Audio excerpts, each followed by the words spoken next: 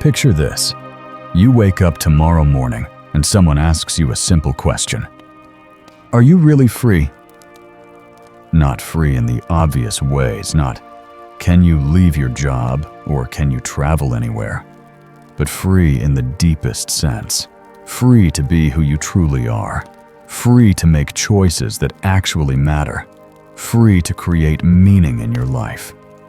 Most of us would pause, because deep down, we know something's not quite right.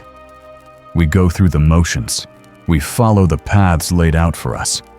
We make choices, sure, but do those choices feel like ours?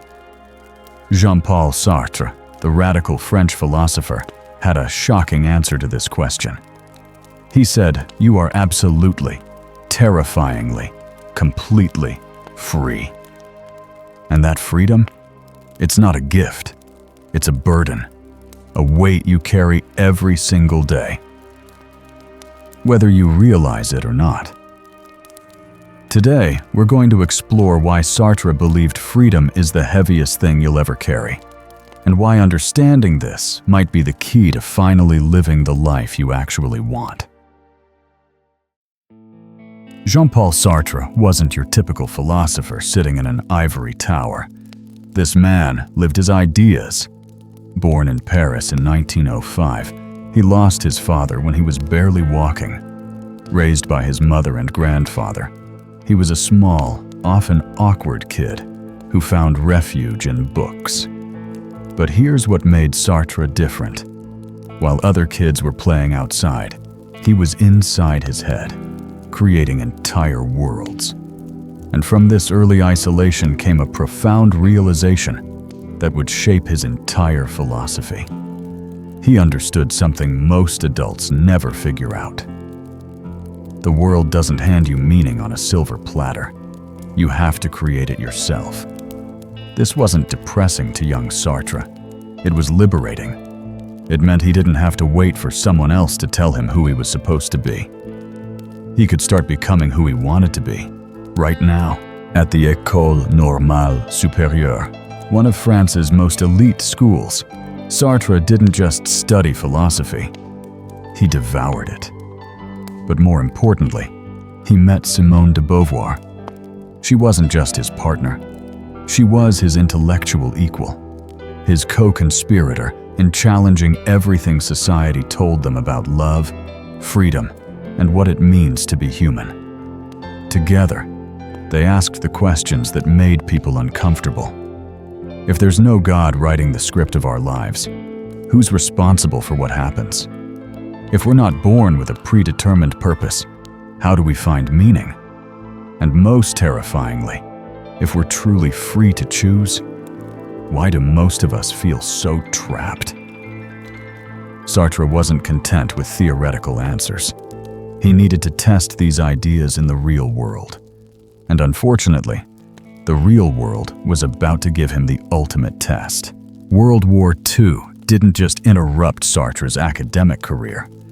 It forced him to live his philosophy under the most extreme circumstances. Serving as a meteorologist in the French army, he was captured by German forces and thrown into a prisoner of war camp. Most people would have given up. Not Sartre. Even in captivity, he refused to become passive. He wrote plays. He lectured on philosophy to fellow prisoners. He kept minds alive when bodies were confined. When he finally escaped and returned to occupied France, he joined the French resistance. For Sartre, this wasn't heroism. It was consistency. If you truly understand freedom, he believed, you have no choice but to defend it. Philosophy without action, he said, is just cowardice, dressed up in fancy words.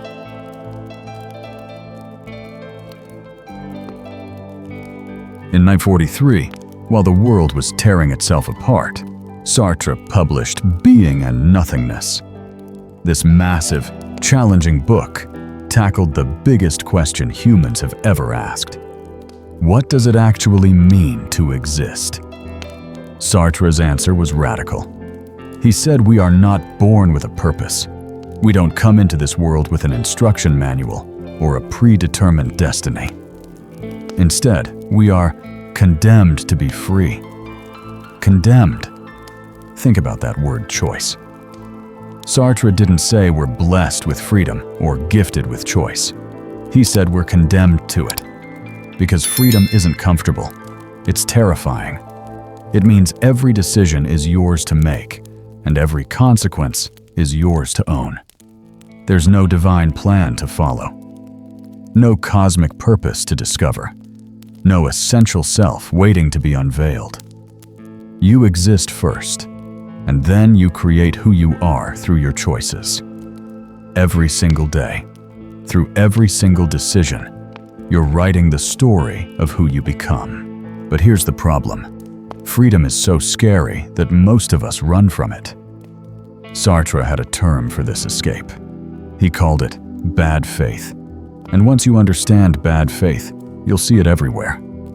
Bad faith is the lie we tell ourselves to avoid the terror of choice. It's the waiter who completely becomes his role, forgetting he's a person who happens to wait tables. It's the lover who claims they had no choice but to fall in love, avoiding the responsibility of choosing to love. It's the employee who says, "I'm just following orders," pretending they're not choosing to follow those orders. Bad faith is everywhere in our modern world. It's in our careers when we say, "I have no choice but to stay in this job." It's in our relationships when we claim, "This is just how I am," refusing to change. It's in our politics when we say, "My side has no choice but to hate the other side."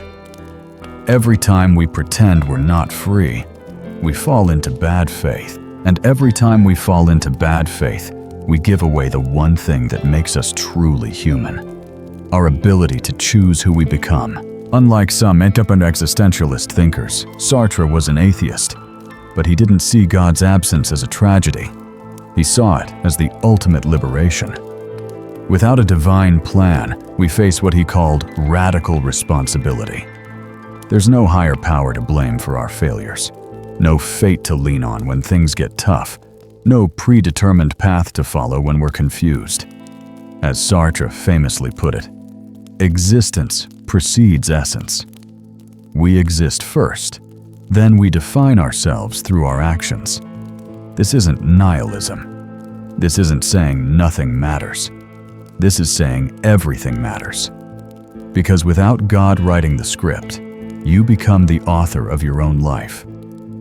Every choice you make is a sentence in the story of who you are. Every action is a brushstroke in the painting of your character. Sartre's relationship with Simone de Beauvoir scandalized French society. They had what they called an open relationship. But it was more than that. It was a living experiment in freedom and authenticity. They didn't aim for a perfect relationship. They aimed for an honest one. They challenged each other intellectually. They supported each other's work. They gave each other space to grow and change. And yes, they gave each other freedom to love others as well. Their partnership wasn't about possession. It was about choice. Every day, they chose to be together. Not because they had to, not because society expected it, but because they wanted to. This daily choice made their relationship more, not less, meaningful. Together, they created one of the most fertile intellectual collaborations of the 20th century. They didn't just write about freedom, they lived it. Sartre wasn't content to express his philosophy only in academic papers. He wrote novels and plays that brought his ideas to life. His novel Nausea and his play No Exit weren't just entertainment. They were philosophical experiments disguised as stories. In No Exit, 3 characters find themselves trapped in a room for eternity. They wait for torture devices, for demons, for traditional hell. But slowly they realize the truth. Hell isn't fire and brimstone. Hell is other people. But Sartre wasn't saying people are evil. He was saying we become trapped when we define ourselves through other people's eyes. When you live for applause, you become enslaved to the audience. When you define yourself by others' approval, you lose yourself in their expectations. Freedom requires the courage to be yourself, even when others don't understand or approve. Sartre never pretended freedom was easy. He said it was the heaviest thing you'll ever carry. Because every choice you make doesn't just affect your future. It creates who you are in this moment.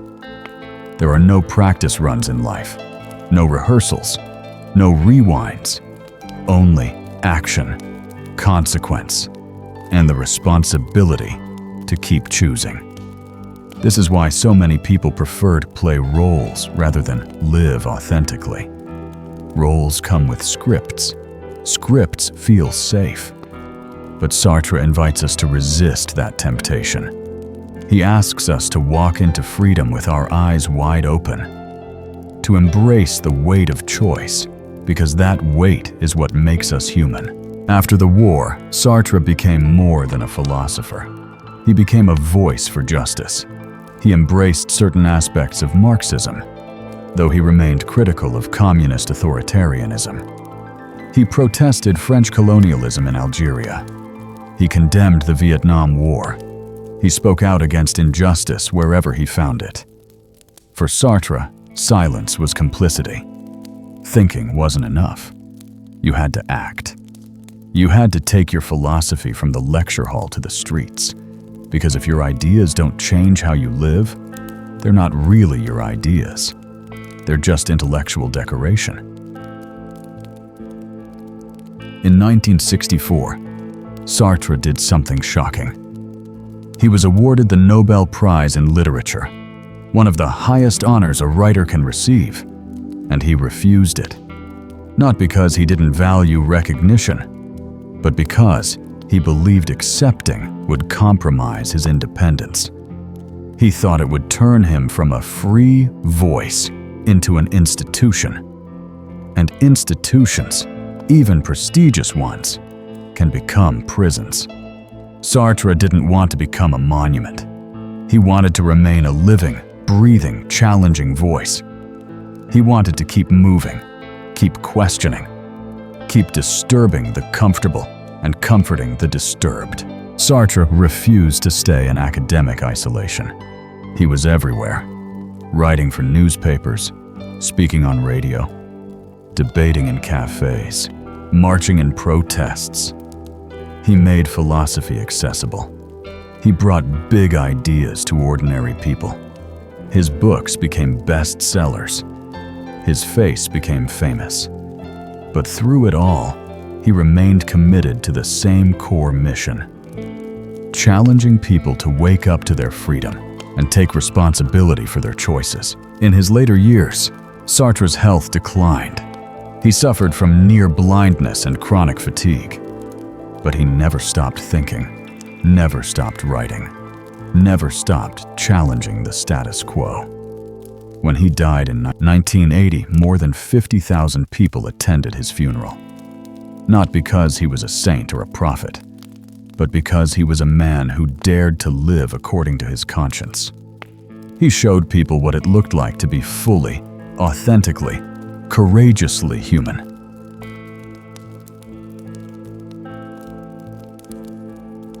So what does all this mean for you, right now, in your daily life?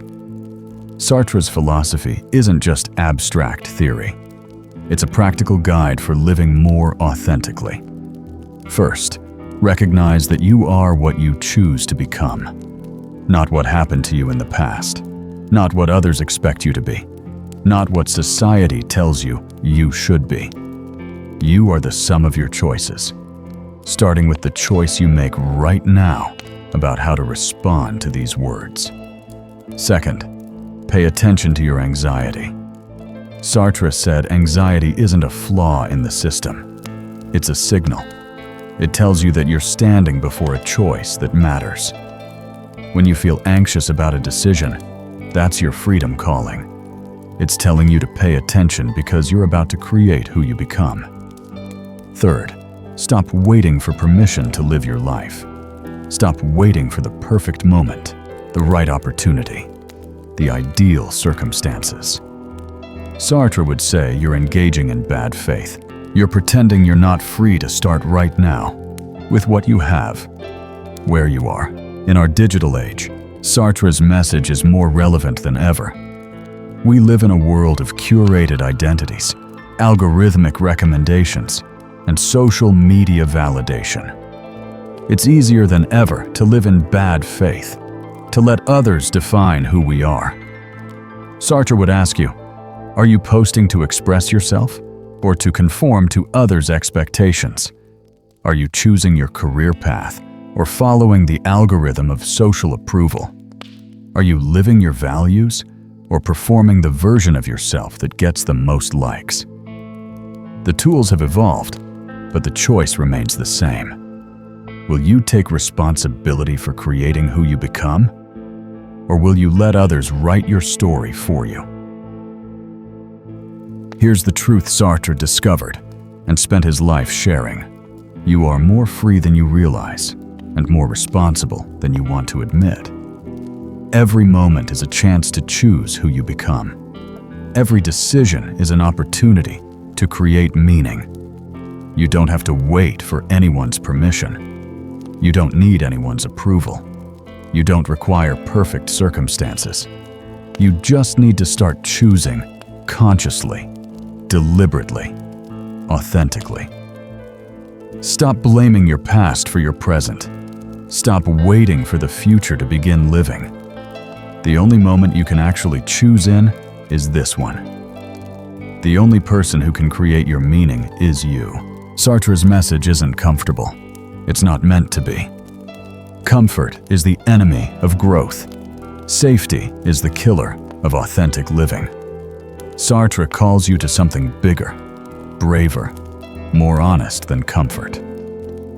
He calls you to live deliberately, to choose consciously, to create meaning rather than wait for it to be delivered, to embrace the terrible, wonderful burden of being fully human.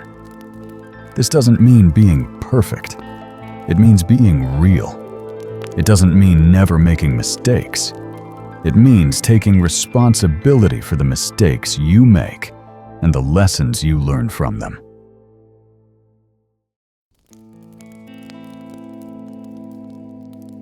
As we come to the end of our exploration of Sartre's philosophy, you face a choice. You can close this video and return to life as usual, treating these ideas as interesting theories that don't really apply to your daily existence. Or you can recognize this moment as an opportunity to start choosing more consciously. What would it look like to live your next week as if your choices actually matter? What would change if you stopped making excuses and started taking responsibility? What would you create if you truly believed you were free to become who you want to be? Sartre believed in human potential more than most of us believe in ourselves. He saw what we could become if we stopped hiding from our freedom and started embracing it. He knew that authentic living isn't easy, but he also knew it's the only way to create a life worth living. The choice, as always, is yours. But now you know, the choice is always yours. Your freedom begins with your next decision. Choose wisely. Choose authentically. Choose consciously. Choose to become who you really are.